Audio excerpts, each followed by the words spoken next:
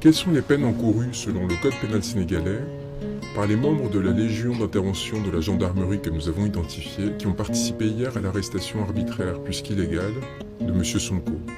Comment savons-nous d'abord que cette arrestation était arbitraire? Tout simplement parce que le ministre de l'Intérieur, Antoine Félix Diome, l'a admis dans une intervention à la télévision, en indiquant qu'il ne s'agissait pas d'une arrestation, alors que les images le montrent clairement, mais d'un transfèrement décidé sans base légale, et qui aurait été éventuellement expliqué, sinon justifié, mais en tout cas en aucun cas fondé, par la découverte, une fois l'arrestation intervenue donc, de billes et de lance-pierres en voiture de M. Sonko. 10 à 20 ans de détention à des travaux forcés. Voilà ce qu'encourent les membres de la Légion d'intervention de la gendarmerie. C'est l'article 334 du code pénal sénégalais.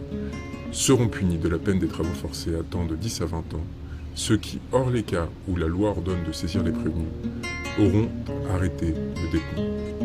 Mais ne nous en tenons pas là et regardons ce qu'encourent les membres des forces de sécurité qui aujourd'hui, sans mandat, sans instruction judiciaire, empêchent M. Sonko de circuler librement, de voir ses proches, ses avocats et les membres de sa formation politique. Article 110 du code pénal sénégalais. Les fonctionnaires publics chargés de la police administrative ou judiciaire qui auront refusé ou négligé de déférer à une réclamation légale tendant à constater les détentions illégales et arbitraires partout où elles se déroulent et qui ne justifieront pas de les avoir dénoncées à l'autorité supérieure seront punis d'un emprisonnement de 5 à 10 ans et tenus de dommages et intérêts. Seront également punis, article 113, de la dégradation civique, tous procureurs généraux, procureurs de la République, substituts, juges, officiers publics, qui auront retenu ou fait retenir un individu hors des lieux déterminés par le gouvernement ou par l'administration publique, sans qu'il ait été préalablement mis également en accusation. J'invite tous les Sénégalais à se rendre auprès du domicile de M. Sonko afin de relever les identités des membres des forces de sécurité qui, de façon illégale, l'empêchent de circuler librement, les prendre en photographie et prendre tout élément permettant de les identifier, et également leur faire lecture de ces articles de la loi sénégalaise, c'est-à-dire de l'expression de la volonté du peuple souverain.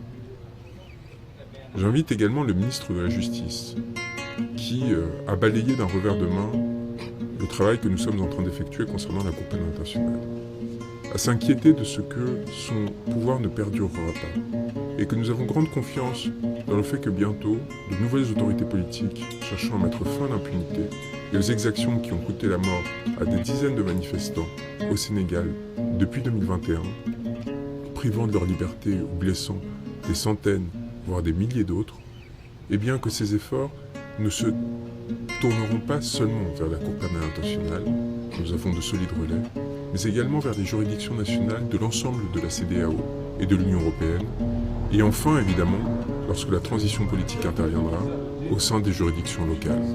Et qu'à partir de là, ces inquiétudes devraient être un peu plus prononcées, car en tant que garde des Sceaux et ministre de la Justice, il a une responsabilité directe dans les exactions qui viennent d'être commises.